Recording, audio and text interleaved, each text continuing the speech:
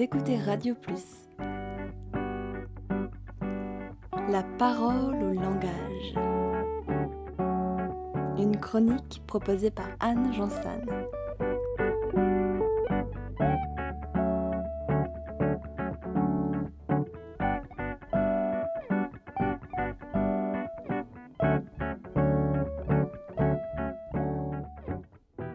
Bonjour et bienvenue aux auditeurs de la parole au langage.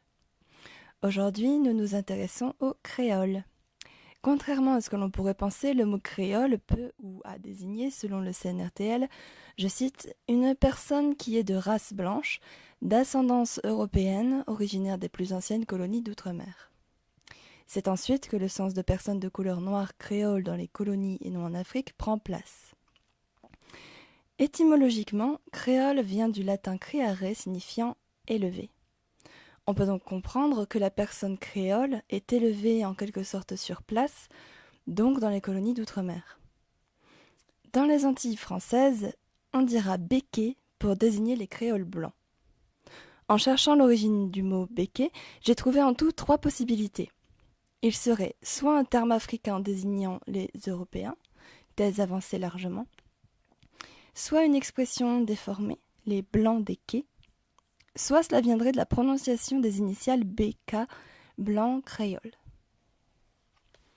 Attention, si des créoles blancs sont nommés békés, ils ne font pas toujours partie de la communauté béké connue comme rassemblant les descendants des premiers colons esclavagistes européens, restés dans tous les cas les maîtres des Antilles, à l'écart du reste de la population, entre eux. Je vous laisse découvrir comment 1 seul %, les békés, règnent sur l'économie par exemple de la Martinique, et ce depuis toujours, en visionnant ce terrible documentaire « Les derniers maîtres de la Martinique » produit par Canal+. Quoi qu'il en soit, le terme créole désigne également une langue mixte. Je dis une langue.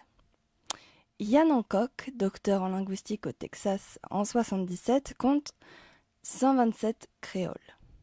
35 à base d'anglais, 15 à base de français, 14 de portugais, 7 d'espagnol, 5 à base de néerlandais, 3 d'italien, 6 à base d'allemand, 1 à base de slave, 6 à base amérindienne, 21 à base africaine et 10 à base non indo-européenne, donc plutôt asiatique. Alors, 127 créoles, et ils ne semblent pas tous dénombrés en réalité. Il parle ici d'une seule base linguistique à chaque fois. Il existerait entre autres aussi le papiamento dans les Antilles néerlandaises qui a plusieurs bases linguistiques. Portugais, néerlandais, espagnol, anglais, français, mais subit aussi l'influence de l'arawak, langue amérindienne. Bon, à plusieurs niveaux évidemment. On pourrait croire qu'il n'est pas compté ici parce qu'il n'est pas beaucoup parlé, eh bien ils sont environ 300 000 locuteurs. Pourquoi les langues se sont-elles mélangées ? On les date toutes approximativement du XVIe et XVIIe siècle. Ce sont les dits parlers noirs. On l'aura compris, les esclaves s'en servent pour communiquer entre eux. La plupart des créoles aujourd'hui sont insulaires. Je dis la plupart car il en existe également dans des zones littorales, le Suriname, le Cameroun ou les Guyanes par exemple. Maintenant, est-ce que les locuteurs de créoles différents peuvent toujours se comprendre ? Non, ce sont des langues. Est-ce que ça empêche de reconnaître certains mots ? Non. Je ne parle pas l'italien, mais il n'empêche que j'arrive à en comprendre certains termes en tant que locutrice du français. Bref, nous ne parlons donc pas d'un créole, mais de plusieurs créoles, des langues à part entière, et ce, même s'ils sont le résultat de mélanges et qu'on tend à les inférioriser. Il existe des créoles reconnus au point d'être une langue officielle d'un État. C'est le cas par exemple du créole haïtien avec 12 millions de locuteurs, donc à Haïti avec le français. Le créole de la Guinée-Bissau parlé par 300 000 locuteurs avec le portugais. Le créole des Seychelles avec ses 70 000 locuteurs avec l'anglais et le français. Pour rester sur quelques chiffres, par exemple en Martinique, il y a 422 000 locuteurs du créole martiniquais. 700 000 locuteurs du créole en Guadeloupe. Une dernière chose. Souvent, le créole est comparé, pour ne pas dire confondu, au pidgin. Le créole est une langue possiblement maternelle, Le pidgin ne l'est pas. C'est une langue d'appoint, comme le sabir. Alors le sabir, il est créé par deux locuteurs de langues maternelles différentes ayant besoin de communiquer. Le pidgin, c'est une langue que l'on simplifie, créée sur une structure de base. Évidemment, on imagine qu'en appliquant une structure grammaticale plus enrichie et partagée, et en l'apprenant de génération en génération, le pidgin devient une langue maternelle et donc une langue créole, un créole. Une dernière chose. Vous avez sûrement déjà entendu certains mots en créole et peut-être même utilisés.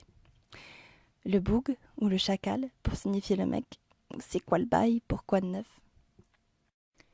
En tout cas, je vous laisse avec le boug Christophe Sueur pour la suite de l'émission La vie des livres. Tout de suite, on écoute une comptine, Quand petit en moins, interprétée par Maggie Faro. C'était un plaisir parler à vous, messieurs et dames, en l'autre soleil. À bientôt. Quand petit en moins, commandez moins tété, moins qu'à les bali, manger ma tété. Quand petit en moins, commandez moins tété, moins qu'à les bali, manger ma tété. Petite dodo, papa pas là, c'est maman tout seul qui dans l'embarras. Petite dodo, papa pas là, c'est maman tout seul qui dans la misère.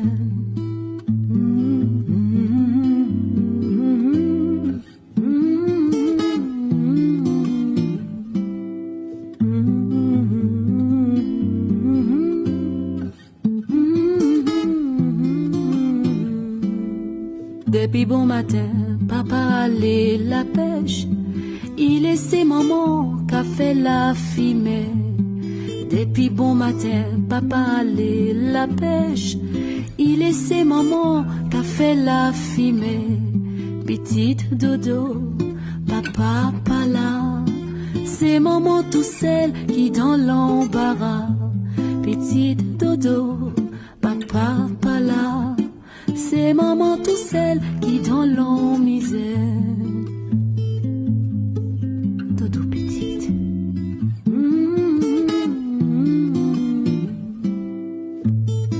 Dodo petite à maman.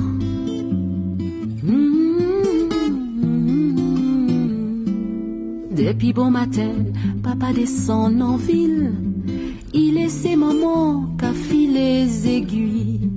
Depuis bon matin, papa descend en ville, il laissait maman qu'a filer les aiguilles.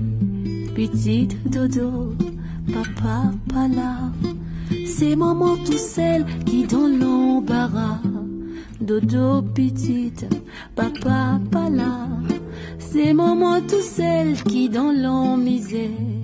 C'est maman tout seul qui dans l'embarras. C'est maman tout seul qui dans l'ombre.